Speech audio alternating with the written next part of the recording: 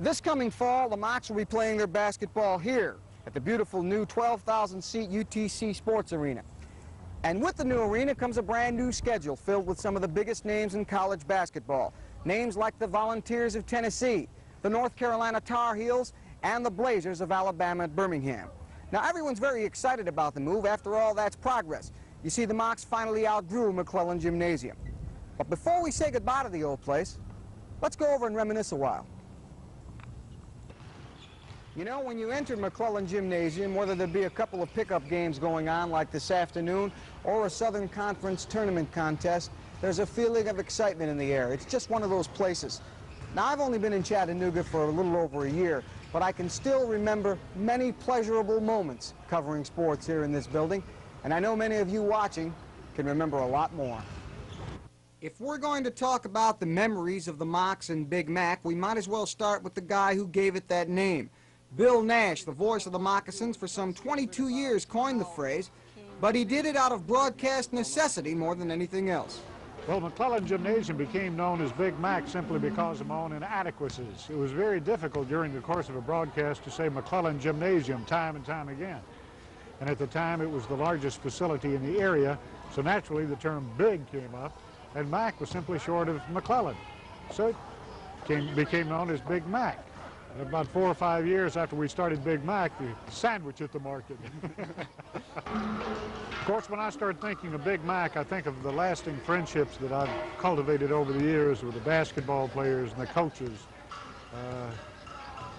The biggest thing is the love affair. I mean, an absolute wild, frantic love affair that went on between the fans of Big Mac and the basketball players of the time.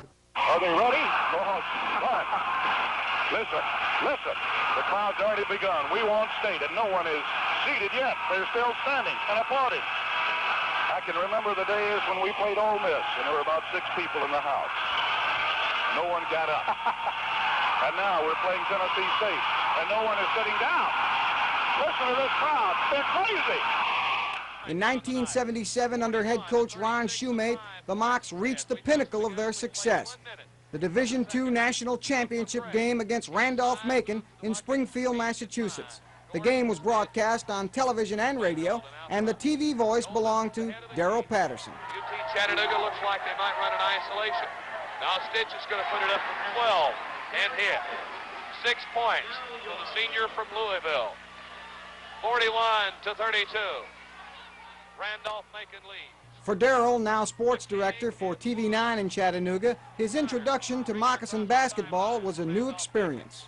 The first basketball I ever went to at Maclellan Gym at Big Mac was between UTC and Tennessee State, and the final score was something like 117 to 110. I had never seen that many points scored in a college basketball game before. And the crowd, that was in the days of Division II, back in 72 and 3. The crowd is the one thing that stood out in my mind. By the way, back in Springfield, in case you didn't know, UTC came back to win the game and the Division II championship. Larry Mack, 3-year voice of the Mocs, was on the radio side, and he calmly describes the countdown to what at that point was the greatest moment in UTC sports history. 10 seconds to go. Wood drives, puts it up, no good. Rebound Yarbrough. Here's the countdown as Darrell just dribbles away, gets it to Ricky Gill. Gill will put it up at the buzzer. It is no good. And the Mocs are national champions. It's all over at the Springfield Civic Center.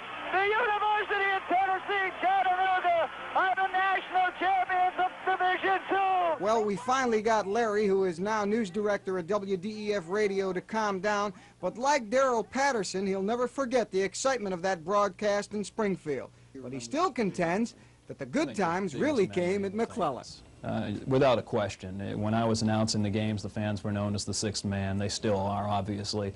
And the closeness, the proximity of the fans, and being up in that booth up atop of Maclellan Gym was the finest seat in the house as far as I was concerned. In fact, of all the games that I've broadcast in any facility, whether it was a 15,000-seat arena or a 100-seat high school gym, that was the best location to announce a ball game. It was just perfect. Now under head coach Murray Arnold, the Mocs have established themselves as a Division I power. And talk about the home court advantage? Only once in the last 2 years at Big Mac have the Mocs tasted defeat. Out in front is Nick Morgan. Morgan back to Chris McCray. Look right at working on the high post, in the lane to Shaney, turnaround jumper good. There's the one that ties it up, 2-2 score. Jim Reynolds of WGOW Radio is the current voice of the Mocs, and since he's only had the job for 2 years, he's experienced only the good times with Mocs basketball, especially at Big Mac. I asked him about the move to the new arena. I talked to Ron Shoemate just the other day, and he said, boy, the fans, it was a tough place to play for opposing coaches. And that'll be gone a little bit from the new arena, although they have said the seats are going to be close. I doubt if it'll be like this. I doubt if the Mocs will have the home court advantage that they've enjoyed here. But, you know, you give up something. It's a game of give and take. It'll be a nice new facility, hopefully. But you're going to lose a little bit of that closeness as far as proximity to the court for the fans are concerned. But it's still a step in the right direction. I think the romance of old Big Mac will linger in the minds of people forever, but there'll be a new romance that's starting, and nothing is as sweet as young love.